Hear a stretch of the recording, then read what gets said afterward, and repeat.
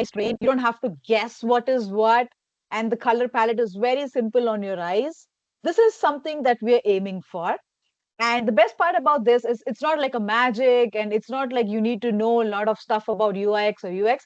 It's just by using simple principles, simple good design principles that leaves your audience say, wow.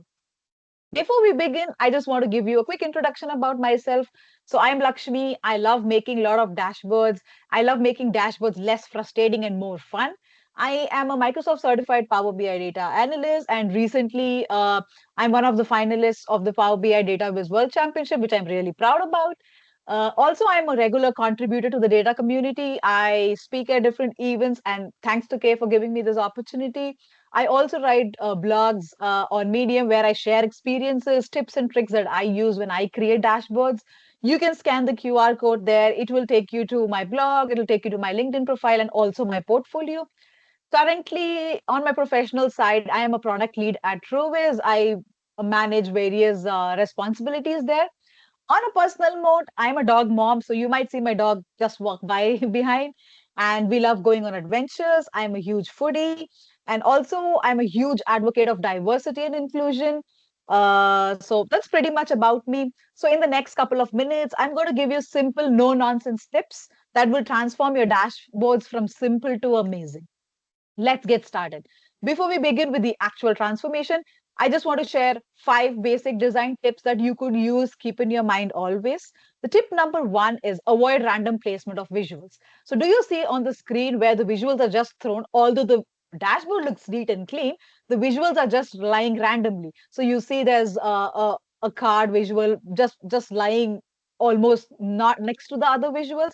So this, what happens when you do something like this is it makes the users work too hard. So the users' eyes are jumping all over the place to find what the fix is. How do we resolve that? We have to employ white space and group the visuals. Do you see how in this screen all the related cards are placed together and then there is a flow in the entire dashboard? There is proper white space. Also, remember, white space doesn't mean wasted space. So don't think if you're going to give white space, you're going to waste space on your dashboards. It helps users to scan through your dashboard. It guides the users. So always remember, don't place random charts just because you have space. Group them together logically and also give them some room to speak. Next, tip number 2 is choose the right chart type. So this is one of the biggest dashboard crimes that I see where people use wrong chart types for wrong things. Always keep in mind that when you use the right chart type, the data becomes more understandable and meaningful. Quick example. Take a look at these 2 charts that you see. Both of them show total sales by item type, but one of them is just wrong. On the left, we have a funnel chart. Funnel chart is great for showing a process or showing stages. For example, a sales pipeline. But for comparing total sales, it is not at all recommended. On the right side, you have a simple bar chart, which is clean, simple, and perfect for showing comparing values. Now, when you see this bar chart, it's easy for you to understand which items were sold more. Let's look at another example. On the left, we have a pie chart, which shows total units by day. And pie charts is something which we use for showing parts of a whole, like market share. But for trends over time, it is not recommended. On the right, we have a line chart, which is perfect for the data. So quick tip here, whenever you have date-related fields, always opt for a line chart because it clearly shows you trends over time. You can easily find out when there is an increase, when there is a dip, and you can always analyze the patterns at a glance. So this is a quick tip for you.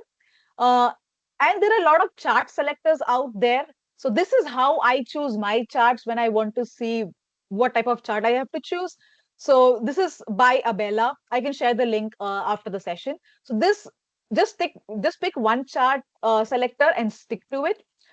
And just remember that whenever you're trying to choose a visual, make sure it's appropriate for the data and appropriate for the insight you're trying to show. Tip number 3, have you ever seen a dashboard where you try to fit in lot of data into one screen? I have seen. What happens is just because you want to show all the data, you tend to reduce the font and then you put a lot of colors. It's basically a nightmare. Never ever do that. Instead of insights, people will just see clutter. So that's a classic example which you see in front of you. Although the theme is beautiful, the colors are good, there is too much information in this particular screen. So instead of insights, people are going to see clutter. So what's the fix? The answer to that is limit your visuals and remove unnecessary elements. So do you notice how this version keeps only what's essential? There are no extra grid lines, there are no excessive labels, very clean and focused dashboard. So here's a golden rule that you should keep in your mind. Every visual on the dashboard should serve a purpose. If the visual on your dashboard is not showing a purpose or is not adding value, it is simply clutter. So always keep that in your mind. That's what I do. So be ruthless, be free to declutter your dashboards and simplify your data. And trust me, your users will thank you, telling you from my personal experience. Tip number 4 is avoid using too many colors. You have probably seen a lot of dashboards like this, which look like a rainbow explosion. There are colors all over the dashboard. You can see red, blue, purple, green, and it's basically a mess. The problem with these type of dashboards is your brain cannot process all these colors at once. And then what happens? The dashboard becomes more about the colors rather than the data. And that's a no-go because we want people to focus on the data. I've got a solution for this. Very simple solution is use consistent and a very limited color scheme. Now, what you see on the screen is what you expect. Clean, consistent color palette. By limiting the colors, you allow the users to focus on the data. So basically, your data takes the center stage and not the colors. The key is to use colors strategically. For example, use it to highlight something or use it to show which metric is important. This helps users first keeps the users the dashboard very friendly and the users eyes feel more relaxed. Quick tips on how you can use colors is one, limit the palette to 3 to 4 main colors. Just choose one color and use 2 to 3 shades of the same color. Don't use orange, green, purple all together. Two, maintain consistency. If you are going to show all the positives in green, show only the positives in green. Do not, in another chart, do not switch it to negatives. Next is contrast is key. Like accessibility is very important. So always keep in mind whenever you create dashboards, there is a contrast between the colors that you use. Quick example, use a lighter background, use a darker font, or use a darker background and use a lighter font. There are a lot of tools available on the internet which you can use to check the color contrast. And fourth, don't use colors for decoration. Just because by adding a simple color, your dashboard looks more colorful, don't do it. So I've seen people use pie charts, putting a lot of colors there. Never do that. That isn't easy on your eyes. The last tip, and a tip which I really like, and I see this mistake done by people a lot, is optimize for readability. So optimizing for readability means you have to present the data in a format that the users or the audience can grasp instantly. Don't make them sit and work for it. Here is a classic example that I see. So you see both KPI cards. On the left side, you see a KPI card with a long number. So it's a total profit. And you're going to see 133,155,89. Now let's be real. Who is actually going to read that? You think as a developer you have provided like a precise number, but the reality is it's hard to read. Now look at the second example. The same total profit is shown in a much easier and cleaner format just by minute changes. What we've done is added a dollar sign because it's a total profit. Instead of showing 133,155,89, I've broken down it into millions and I've added 2 decimal points. This is much easier to read. You don't have to squint your eyes or you don't have to guess whether it's 13 million or 13 billion. It's pretty much clear that $13.32 million is my total profit. So it makes it immediately understandable.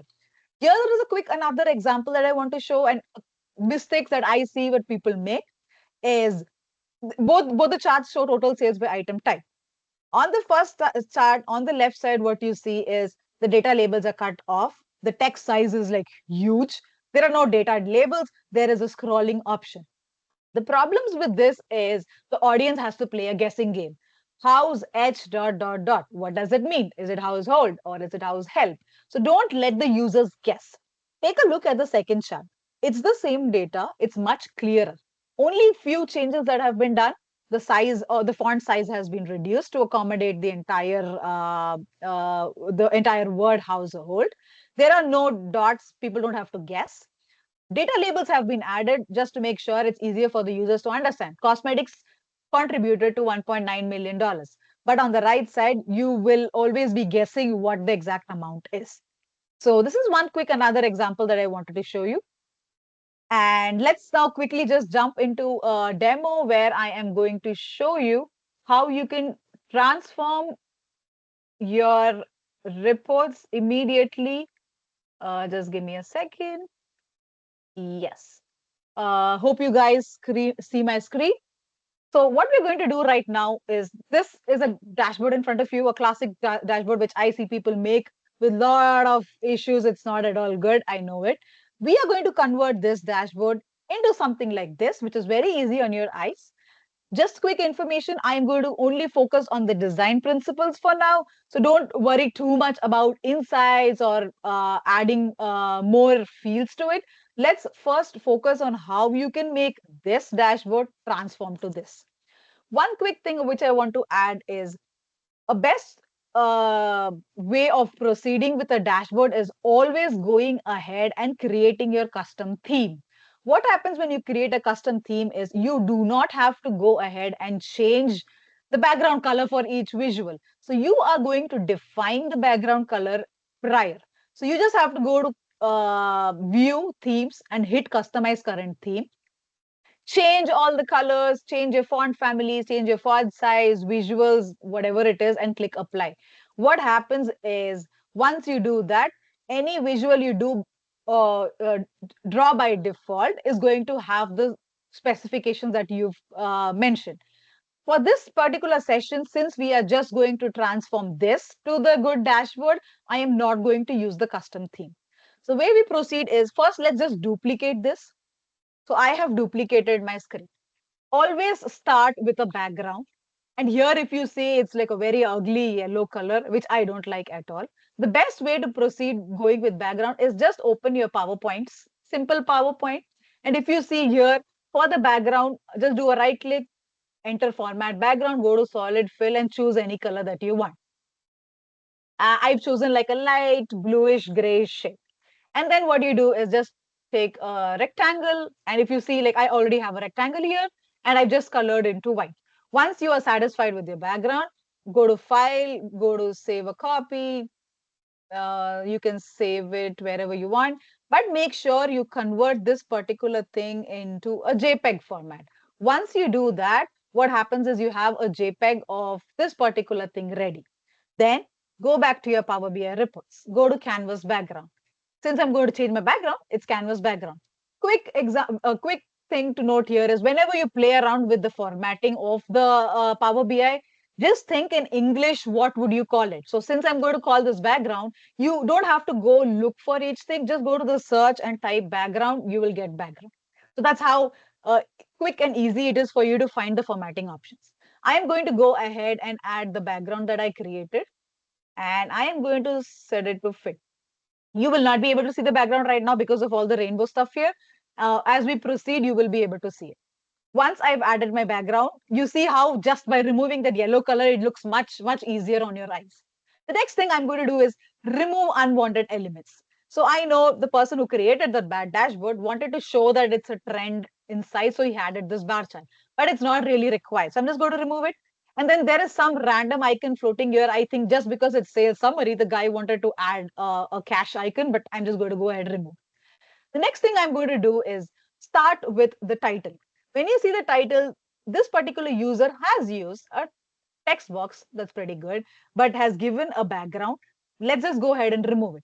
Like I told you, since it says background, don't go look for the properties, just go to the text box and type background. Once you do that, you have background, just switch it off. And then I'm going to change the color to simple black. And then let's align it. Once you do this, I know sometimes we struggle in aligning stuff, like you don't know whether it's on the center or not. Quick tip here is I always switch on my grid lines. So when you go to view and have switch on grid lines, you get these dotted lines on the back. These kind of help me figuring out how much space I want. So now if you see, I can clearly say that it's not in the center. So all I have to do is just drag and drop according to my instincts. And now somewhat it's in the center. I'm good with the title. Next thing is always remember that as a human, your eyes will always go in a Z format. So you always start from the left corner and then you go to the right corner and then you just glance through the report and you always end at the right bottom. So what we do is we put the important stuff on the top and then we just go with other insights in the bottom. Now, whenever I create a dashboard, like I told you, I always put the title on the left side, so and not on the center, because I want people to first know what they're looking into. I want to know, I want to let them know that this is what the dashboard is about. The next thing, what I see is there is a slicer lying with the insights. So first thing you have to remember is the slicer is an option that you're giving to the user to use. It's an optional thing. It's not the user has to use it. So what I'm going to do is just pick and drag and drop it here. And I'm going to quickly switch off the header here. And I'm going to reduce the size. Let's make it smaller because since I said it's an optional thing, I don't want it to be highlighted too much. Now I am going to change a couple of things here. Like simple thing is I am going to change the background color to a gray, just to keep things simple. Now, since I know there's 2014, 15, 16, I don't know. It's not necessary that the users know what I'm talking about. Simple way is I'm going to give the user a reference by just saying that it's a year, and I'm going to use a simple text box to do this. Just type in year, drag and drop it here. So this is just a quick way of me telling the user that all these 2014, 2015 you see are years. Next thing, like I told you, let's keep the important stuff on the top. Let's keep the important KPIs on the top. The classic mistake here you see is there are two KPI cards on the top. There are two KPI cards on the bottom. And if you remember, one of the tip I told is always group logical things together. So do you think it's better if I can group all my all my KPI cards together? Let's do that. Now, earlier, so these are made by just using the card visual. Card visual did not support multiple. So if you see in the fields, you will always be able to add just one value. Now we have a new card visual. So you see this 1, 2, 3 with a thunderstorm sign. That's the new card visual. The best part about this visual is you can add as many KPIs into it, as many measures into it.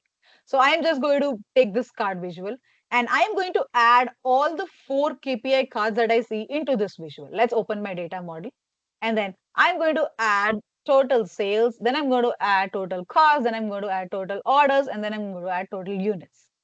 So once I add that, you see something like this. So you see all the 4 measures that I've added are going to be in a single card visual. Then now let's focus on formatting it, making it look beautiful. The first thing I'm going to go ahead is switch off the background. I don't want the background because I already have a background here. Switch off the background. The next thing, title. I don't want a title because each of the cards have their own individual titles. The next comes the layout. When it comes to the layout, you know I have 4 cards here, but the max cards shown is limited to 3. Let's just increase it to 4. What happens is all my 4 cards come together. Let's reduce the size and then let's just keep it here. The next thing what I'm going to do is work on the values. So do you see how the font is too big? It's like screaming at you. Let's work on those. One more important thing I want to tell is always make sure you use the same font family in your entire dashboard. I've seen people use the title is going to be in Comic Sans and then the values are in a different color, the headers are in a different color. Don't do that. Always stick to one particular font. If you see here, do you see like here you have Comic Sans, here you have Arial. There is a lot of bold and italics going on. Don't do it. Just keep it simple. So my favorite font in Power BI is Segoy UI. The reason is I have 4 weight options. So you have UI light, you have semi bold and bold. This automatically makes work easier because whenever I use a title, I automatically use bold. And then when I want to show just numbers, I use UI. When I want to highlight something, I use semi bold. So that's how like I don't have to play around with the bold italics underline. I can just use these font to make my report look better. So for now, let's talk about, since these are call out values, I'm going to use semi bold because I want to highlight it. Let's reduce the value to 13. Okay, yeah, this looks much better. So you see how now just by reducing the font size, the card has become more compact. After coming to the values, let's talk about the labels. So the labels are basically the total sales, total cost, which you see on the top. I'm just going to reduce the font size here. Nothing, not playing much. Let's just keep it at 10. Now, since I want the focus to be more on numbers, I've keeping the header small. The next thing in which is really important here to notice is, remember the last rule that I said, optimize for readability, is you see in the total sales, I have 14 point something, something, something million. Let's make it easier for the users. Here in Power BI, under the callout values, you have option of individually formatting stuff. I'm going to pick up my total sales, go into my values, and here you have something called value decimal points. Just hit 2 here, you see how easily you were able to optimize the sales. One good thing here is you don't have to touch your data model. You don't have to go to your semantic model and change anything there. You can do it on the visual perspective. So all you have to do is just select which series you want to change and add in your decimal points. Let's talk about total cost. It's good. Total order looks good. But say, since the total sales and total cost has 2 points of decimal, and if you would like to add 2 points of decimals for total orders, you can do that as well. Simple way of doing, like I told, just click total orders here and hit value decimal points. Similarly, total units is the same thing. Just you can just add 2 decimal points. So now what happens is everything looks clean and neat. What I'm going to do is okay, next what we'll do is, since you know that the user wanted to add couple of icons, so what he has done is just put icon in front of the KPI cards. Let's take it a step further and add icons into the new card visual. So the new card visual has something called images. What you can do is add images to each of these particular cards. First thing, I'm going to select total sales. So I want to add an icon to the total sales, and I'm going to switch on my image and simply choose the image type. I already have a couple of images ready for you. Once you choose the image type, we have to give in a size. So just play around and see what size suits you. So okay, let's keep it to 25. Okay. After keeping it to 25, I want to position it on the left side. In the new card visual, you have a lot of options. You can keep it below, you can keep it middle. I prefer to have icons on the left side. And yeah, so now I've added for my total sales. I'm going to do the same thing with the rest of my icons, rest of my cards, going to total cost, switching on image, and then quickly, since it's total cost, like I'm just choosing this, and the size is this, putting on the left side. Similarly for total orders, I'm just speeding up here because I don't want you guys to get bored. 25, left of the text, total units, switching this on. This is the total units, fixed size, changing into 25, left of the text. So now you see how I was able to add 4 of my icons into the visual. So now let's just go ahead and get rid of these ugly looking cards, and let's make space for our KPI visual. Let's pull this down, pull this down. Okay. Okay. Now, once you are satisfied with your visual and you're like, okay, this is great, you have designated a place for this particular visual. And since I told you, let's keep important stuff on the top, we've kept our KPI on the top. The next, let's go to this pink looking visual. And I am going to show you that, do you see those red lines that you see? Those red lines are called smart guides, which automatically come. So it's a built-in feature of Power BI, which helps you align. Once I place it, giving an approximate space up above and below, I'm going to increase it like this. So let's start by focusing on all the bad things about this. The first thing is the border around the rounded borders, which are too loud and too flashy. Let's make it very simple. I prefer going with very light colors for borders. Oh, sorry, I changed the background. I'm sorry about it. Go to visual borders. So just like I said, it's borders. You don't really have to go find it out. You can just type in border. You will get visual borders here. Let's make it a grayish color, and I'm going to reduce the corners, make it white. After that, the next thing which I see is the pink background that I don't want. Just type in background, switch it off, or let's make it white. Yes, it looks much cleaner.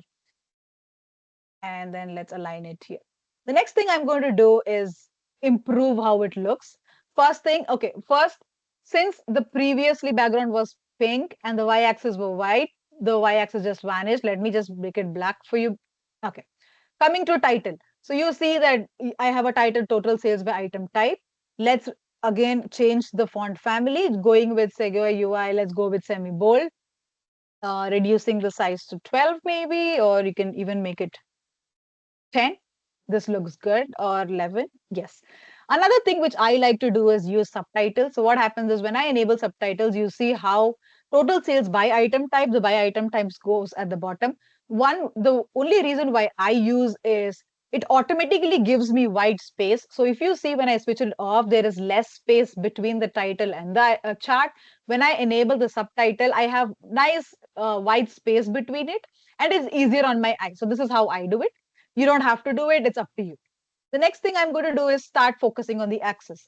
First, let's come to the y-axis. Remember the tip where I told you the font family should always be the same. Here, it's Comic Sans. Let's just go back to Sego UI. And then I don't want any fancy bold italics or underlines, so I'm going to unbold it. And the color black looks okay to me. The next thing what I'm going to do is let's talk about the x-axis. I don't want any x-axis here because I'm going to use data labels. I've removed the x-axis. Now, this particular chart is perfect here, correct chart type for the correct information. But the thing if you see is it's too much blue in here. Since the bars are very thick, it looks more harsh on your eyes. Simple trick that I'm going to teach you here is how you can easily convert a column chart, a bar chart into a lollipop chart. First thing what you have to do is, since I'm talking about bars, find out bars in your formatting, go to layout, and you have space between categories, just increase it to maximum. So do you see how just by decreasing the height of the bars, it becomes more cleaner and clearer to your eyes. After that, I am going to use conditional format. Let's finish with the lollipop chart first. So once I'm done with that, my bars are ready. So if you know lollipop charts, just like the lollipops we eat, it's going to have a stick and it's going to have a marker over it. So now when you want to add a marker, you have to use the option called error bars. Just go to error bars, enable it. After enabling, whatever value you've used for your x-axis, you have to use it here.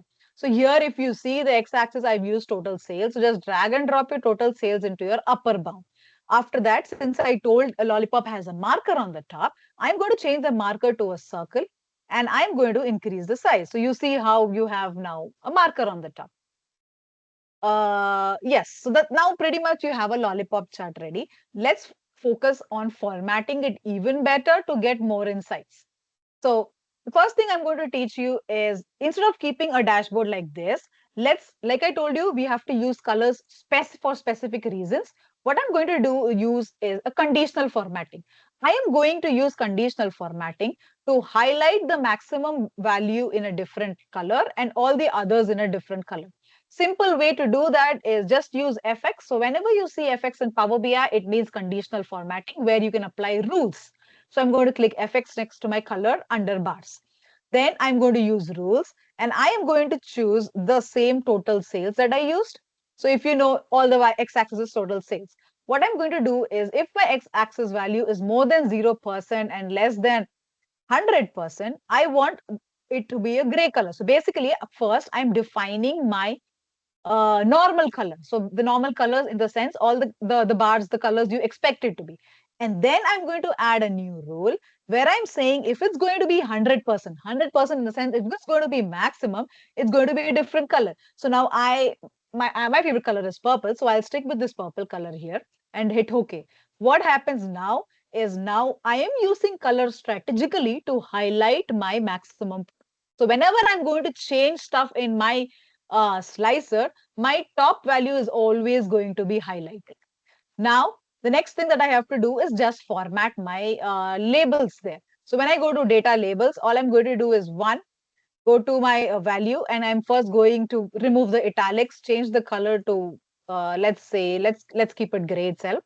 And then, like I told you, decimal points, let's make it 0. And then when you see the numbers, it is again 188.1205.51. I don't want to read it. I don't want my users to sit and guess what the value is.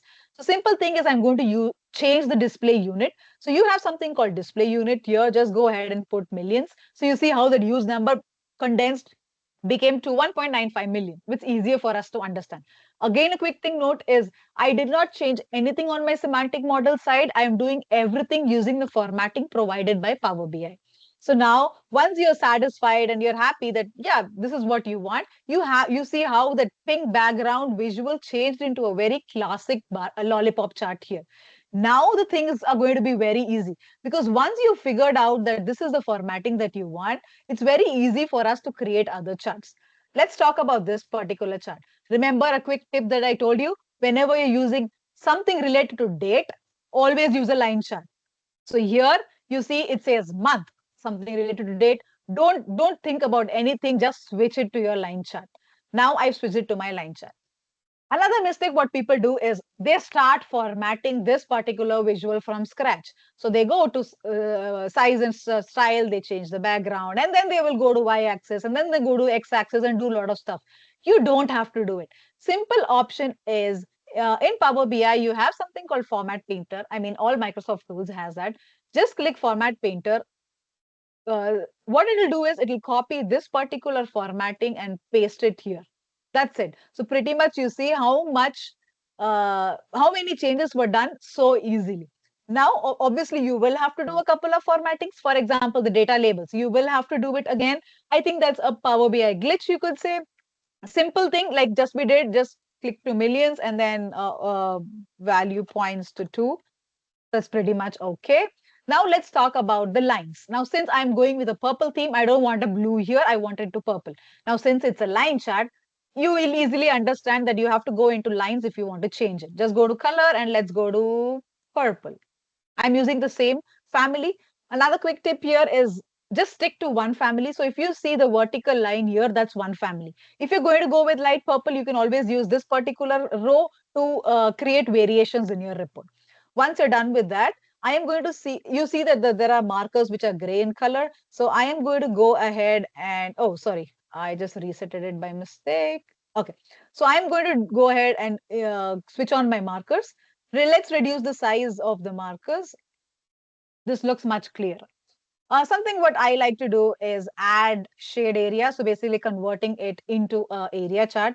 The only reason behind is it makes the dashboard look fuller and it's easy for me, my eyes to guide to the data label. So if I see January, it's easy for me to go to the particular data label. So this is how you can format it. And so if you remember, all I did was just use my format painter and it made my work so much easier. I will show you a quick demo of it again. Now what I see here is I have a pie chart and I'm not a fan of pie charts. The only reason being is I do not really understand what the proportions or ratio is. My quick advice is always go for a bar chart for this or a column chart makes works easier. Now all I've done is converted into a bar chart. Again, I am not going to go ahead and do changes individually. Just clicking the chart here, use format painter and hit it here, you see how easily it was for me to format this particular chart. Again, like I told you, Power BI has some glitch which does not format my data label, so I'll have to do it manually. And since the more you keep doing it's basically not a task at all because you know what you want to change. So what I've done right here is just change the couple of formatics. One more thing to notice, and one more thing what people do mistakes a lot is they create redundant charts. For example, if you remember, I had a pie chart which showed me total sales by order priority. They also have a bar chart which shows total sales by order priority. Might be a mistake, might be they just did it wantedly. So what I prefer to generally do is first check my data. So now when I realize that both my charts are the same, I am just going to remove order priority and let's put something else. For example, let's put sales channel here. So basically I'm giving them a new insight. Another thing is I'm not going to format it again. Like I said, I'm going to use my favorite format painter, hit format painter, and then you will see how easy it was for me to format the data. Again, the data labels is always going to cause a problem. So you have to go ahead and change it, changing this to millions and then hitting 2 decimal points. So pretty much clear insights where I can know that, okay, offline is a bit more than online. That's it. Now, I have this much space and I have one visual floating around. So what I'm going to do is wireframe into my head that I have to somehow fix this, make sure that this table visual is occupying this particular space. The first thing I do is just use a format painter here just to get rid of that background. Once you do that, there are a couple of limitations in the table visual. First thing is the titles do not come up automatically sometimes, so you go ahead and enable it. And I'm not going to use any subtitle here. After enabling this, you see how I have a scroll bar here. Never ever have scroll bars in your chart because say the user wants to export it into a PDF, it's not going to look good. Plus, no user wants to come and play around here. So always make sure that you do not have scroll bars. All you have to do in a table visual is just adjust a couple of columns. You will be able to make sure the scroll bar is gone. Next, when it comes to a table, Power BI already has style presets in it. If you see default, none, minimal, so what happens is they've given you presets beforehand, inbuilt presets. So if you just go ahead, play around and see what looks good. My personal choice is the minimal. The reason being I can play around and format according to my choice. Once I hit minimal, I'm good with it. Let's talk about grids. I am okay with this, but I don't want the blue grids there. So let's just convert it into gray. Perfect. Next, I'm going to talk about values. So coming to values, first, like I said, font should always be the same. Change it to Segway UI. Let's increase the size to maybe, let it be 9. That's fine. And then let's talk about, okay, in the grid, there is something very important in table you have to remember is a row padding. Since I said I already wireframed in my head that I have to utilize this entire space for table visual, the only way I have to do is increase the padding between the rows.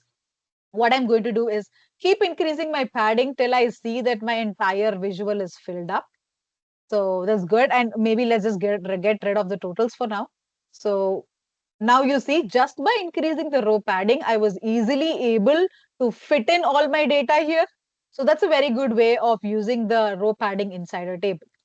Next, what I'm going to do is start formatting stuff because you see the unit sold and total sales are not optimized for readability. They are huge numbers. So what I am going to do is target specific columns. So when I target specific columns, first I am going to align these. So whenever they are numbers, always align them in the center. So I am going to align these in the center. Then, like I said, I want to specifically target each column and edit them. So I'm going to sell element. Okay, let's first finish with specific column. Okay, coming to total sales, I'm putting millions, adding 2 decimal points. Similarly, coming to units sold, let's put millions and see if it looks good with 2 decimal points. Now, coming to cell elements add additional value to your table by giving additional insights. For example, you can add a background color, you can add a bar inside it. Another thing what I've noticed is people do not analyze the data. For example, in the units sold, if you see it's 21.56 million, 22.11 million, the data or the difference between them is very minute. When the difference between them is very minute, I suggest just let it be. Do not try to add background colors. Don't try to add anything here. Now, when you focus on the total sales, you see there is actually a difference. You see how 2.93 and 0.04, there is actually a difference.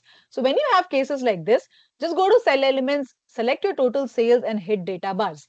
What happens here is you're giving an extra insight. Let's format it. Let's make it gray so that it goes, so that it goes around with all my other things. I've made it gray. So what happens is here you're giving extra information saying that household and office supplies are more compared to all the other stuff. Now, when I'm going to do the same thing with units, let me show you how it looks. It will look something like this. It will make no sense because there is no major difference between them. So let's switch it off. So this is pretty much it. Just to add one quick highlight here. So since I am not able to differentiate between my column header and my data here, one thing you could do is just make your column header bold, or you could just add a background color to your column. Just let's make it even more lighter, just to highlight that that's my background color. Yes, that's pretty much it. So you see how this dashboard went to this dashboard just by following a couple of steps. Hope this was impressive. Hope you learned something out of it. I just want to bring back my PowerPoint quickly just to show you something. Just give me 1 second. So there is an acronym that I created for you guys.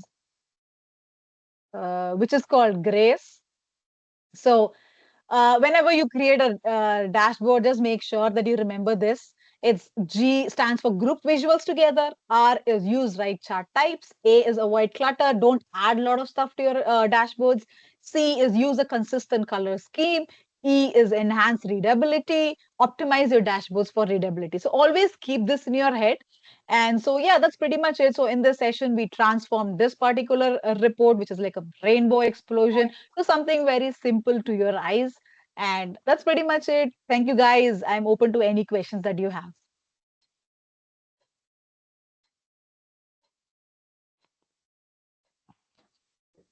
Thank you so much for your great presentation. So Mhm. Akshata actually asked a question. Akshata, do you want to ask it yourself to Lakshmi, or how should we proceed? Yeah, I can ask.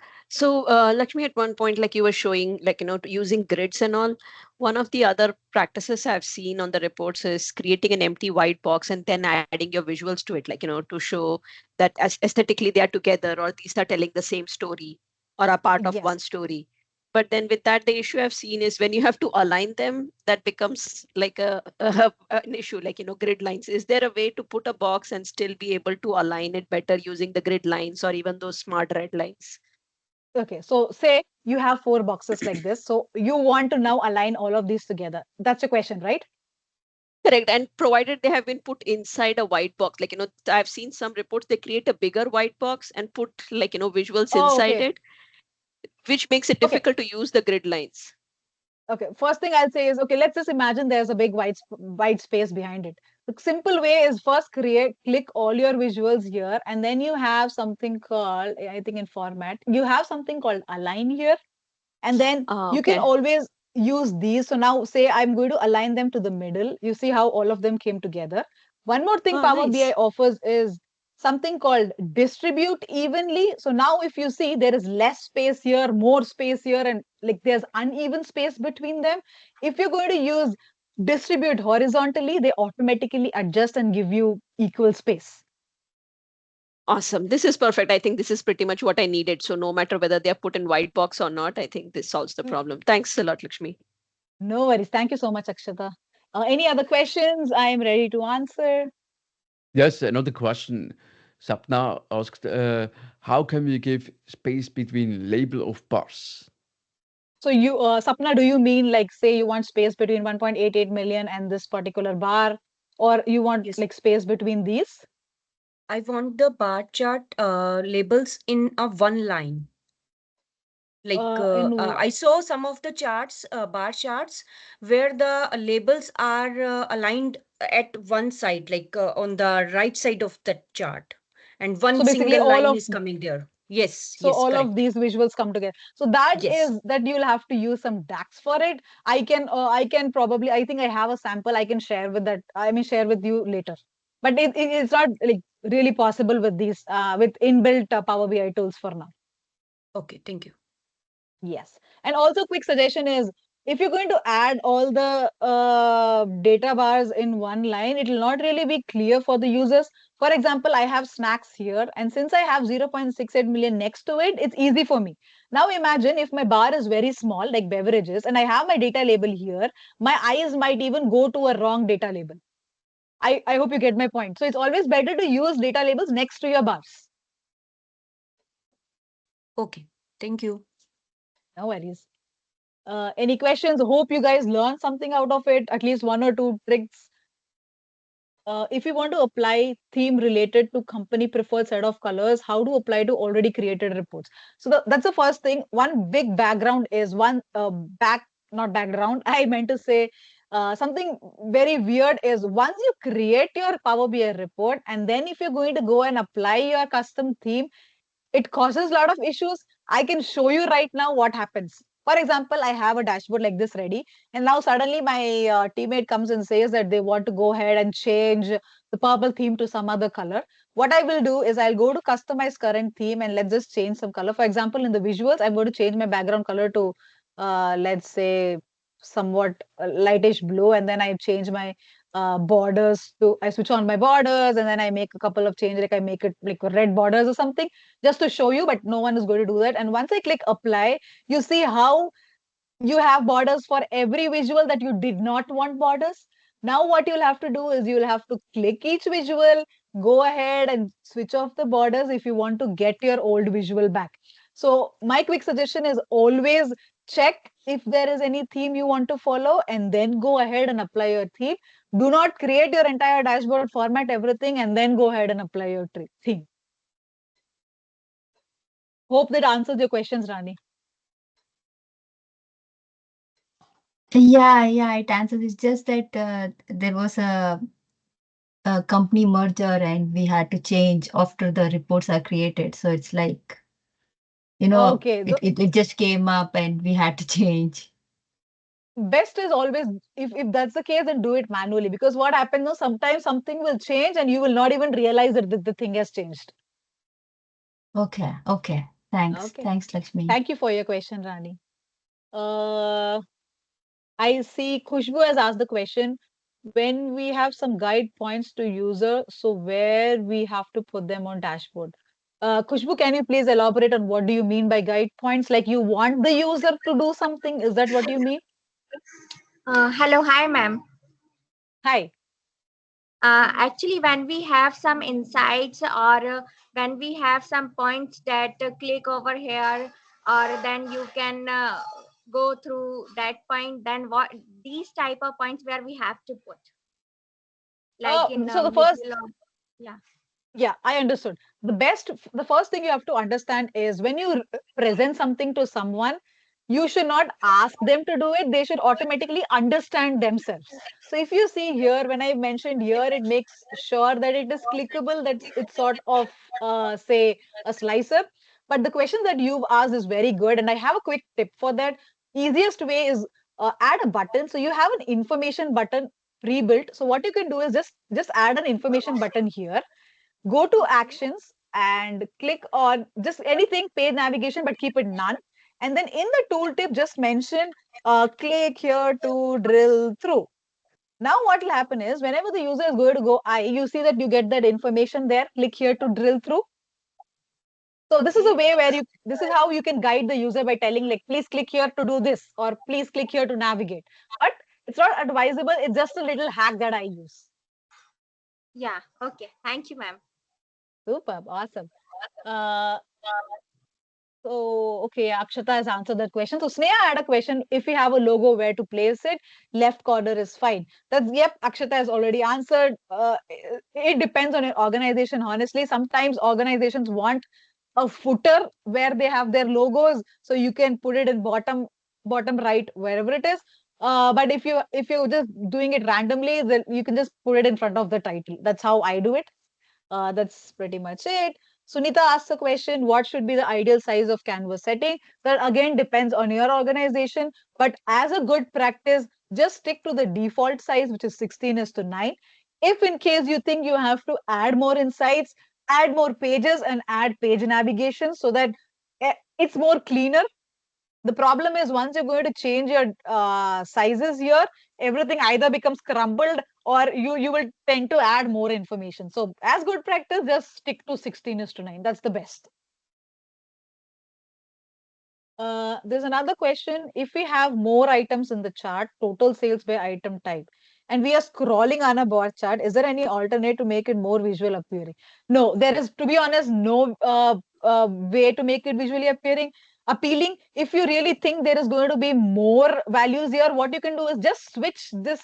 I mean, after you create a visual, just switch your table and your lollipop chart. So what happens is reduce the padding in your table, just make it this much, put this here, and then drag and drop this here and increase your size to make sure that all your lollipops fit in. That's just one quick way of how you can do it.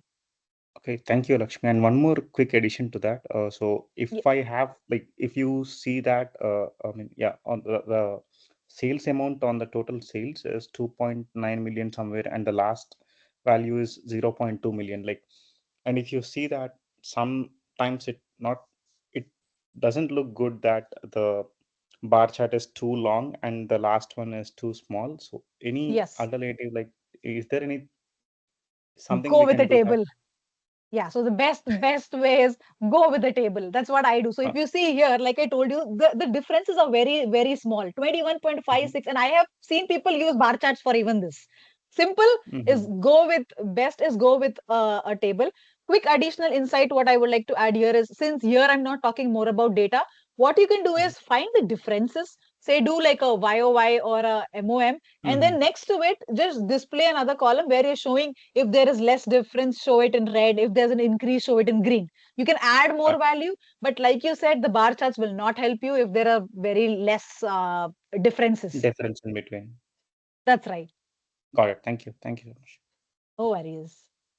Ashmeet asks a question. Would you suggest using SVGs for image clarity? Do we have a handy example?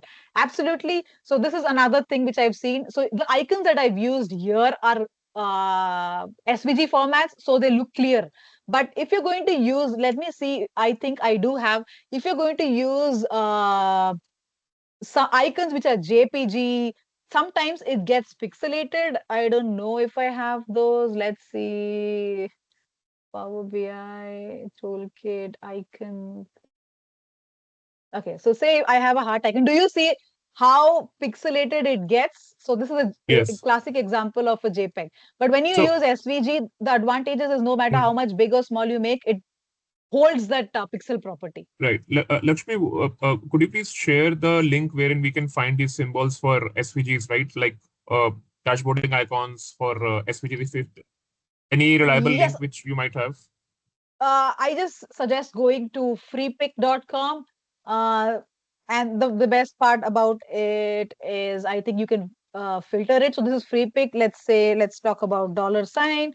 Just type dollar and Free then pick. Okay. file type, choose SVG. You will get a lot of SVG formats.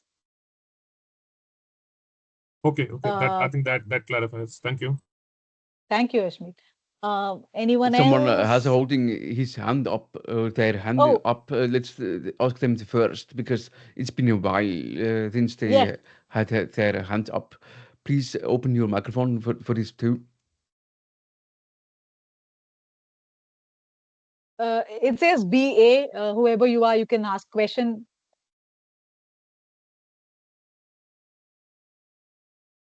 BA, you ask. You have been holding your hand for a while. You can type it in the chat if you have issues with your audio as well. I'm good to.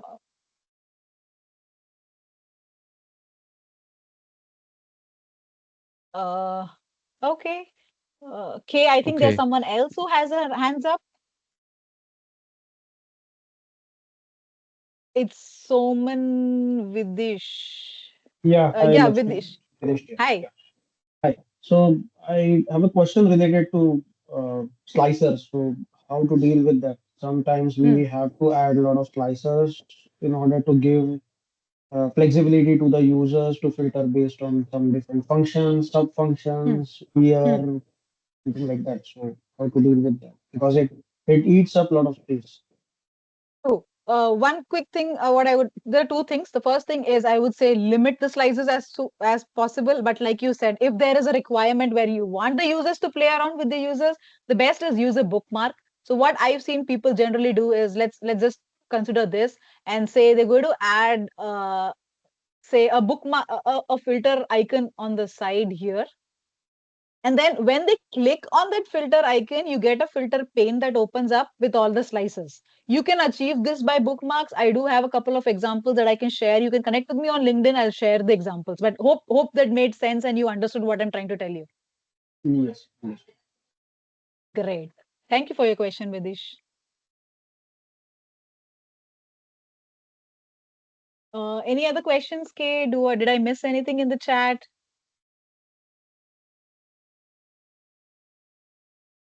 Imagine we want to break down totals cost by dimension. Will you use different colors? Break down totals caused by will use different colors. Yes, I would absolutely use different colors, but again, a quick thing here is I would not use colors like red, pink, green. So for example, let's take this particular example here and let's break it down. Let's add legends and put sales channel here. So if you see, okay, now this is not going to work because I've used conditional formatting, but I understood your question. If you're going to use break it down, make sure when you break it down, use the colors from the same family format. That's a quick question. There's a quick tip that I would give. I'll just show you what I mean. For example, for one breakdown, you're using a lighter blue, use a darker purple and then a darker purple. So use different shades of the same color. That's a good way of breaking down the by dimensions. Revati has her hands up and I see there is a question here. There are two questions from Revati. What are good color palettes to use for professional dashboards? So this, when it comes to organization level, it depends on your organization. But what I would say is stick to colors which have no meaning. For example, no meaning in the sense no professional meaning, like stick with grays, blues, purples. Don't use reds or greens because red always means like something negative or something is dropping. Green always means something is increasing or high. So there are no particular good colors, but always use colors that like are very neutral, like grays and blues. If you see in Power BI, do you see how they have used grays and blues here? That because it doesn't make much, it's easy on your eyes too. So that's a good tip that I would give. And the next question is, what tools or resources do you recommend for design inspirations? So what I do is there is dribble.com. So this is dribble.com. You can just go ahead here and put, for example, I'm going to put healthcare dashboard. Once you type that, you have lots and lots of examples that come up. Mind you that these are not Power BI examples, but you can always pick elements from these. But these are very good way of how you can experiment with dashboards. So this is another quick example where they've added icons on the right side. So this is the source that I use, which is called dribble.com. And in my Medium article, there are a couple of other resources. So you can go to my Medium and refer to those. You will find more resources.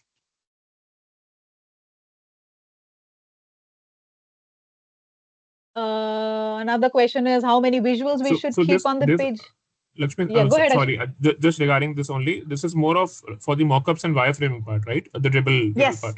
yes, that's Okay, right. okay, That's okay. absolutely right. Yes. Yeah, okay, Sometimes okay. what happens is we are tired of doing reports on a way. For example, the one you see on the screen is something which I do normally.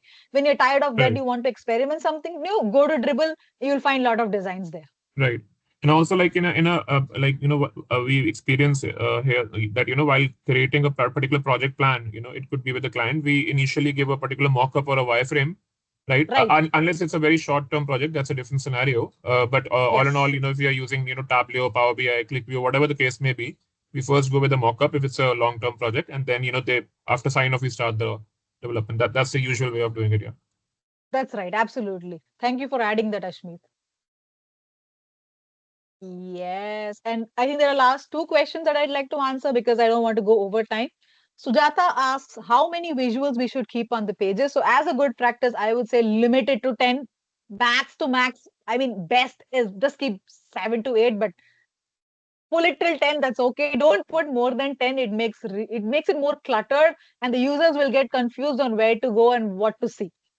Hema Malini asks how many report pages are ideal. That again depends on your use case scenario. I would say never go more than 3. People do not want to keep navigating into your reports.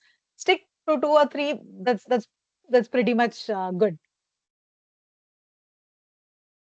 That's yep. I think that's pretty much. I don't want to go over time. Kay, you can take over.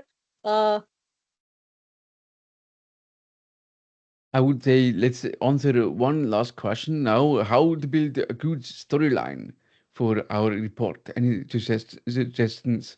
I think it's a good question. It's probably not easy to answer in general like that. But here you yes. go.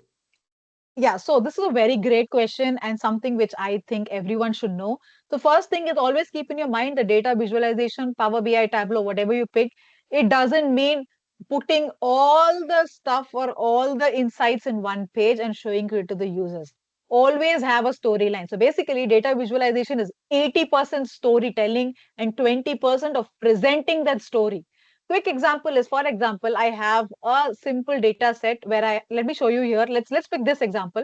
I have a simple data set. I have countries, I have items here like beverages, cereals, fruits, and then what are the online, I mean the priority, what are the sales channel along with units sold, blah, blah, blah. What generally people do, they'll put all the insights together. They'll put like I showed you right now. I'm showing you sales, I'm showing you priority, I'm showing you total sales and everything. That becomes more of an overview page. When you're talking about storyline, pick a particular topic. For example, I am going to pick, let's do an analysis of sales channel. I want to compare online and offline scenarios, and I want to see if people are using offline, which country is using more offline, in offline which items are sold more. For example, offline people, when it comes to beverages, especially in the US, if you want to go get drinks, people want to go to the shop and pick their drinks. But if you're going to pick shampoos or conditioners, you can always pick online. So you can do a comparison like that. So whenever it comes to storytelling, topic or pick a story, not a story, you can say like a timeline frame, or some insight or some conclusion that you want to show. For example, like just like an example that I told you, if I want to highlight that beverages are being sold offline more than the online, that's a good way of telling a story. So that's a quick suggestion from my side.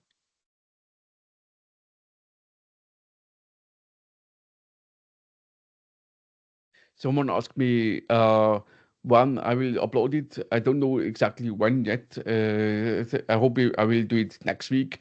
I hope I won't forget it. Please remind me if I forget it. Sometimes I do. And the channel is the data.dgif. I'll try to find the link quickly. And if any of you want to practice this, wants this exercise file so that you can replicate it, please reach out to me on LinkedIn, or if you know me, like just reach out to me. I can probably share this with you and you can go ahead and practice.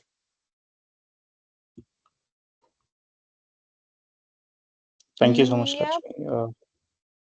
Thank you very much. Before you go, I just wanted to congratulate you for Fabcom. Thank you so much. Means a lot. Awesome. I would suggest we stop here right now because we already are quite over time. So I think that's good. And that way, I want to wish everyone a great weekend. Uh, and yes, I will stop the recording with this now. Sure. Okay. Yep. Thank you, everyone. Okay, what is the channel name you mentioned? If you could repeat that, I didn't get that. The channel name you mentioned? There's a link in the comments.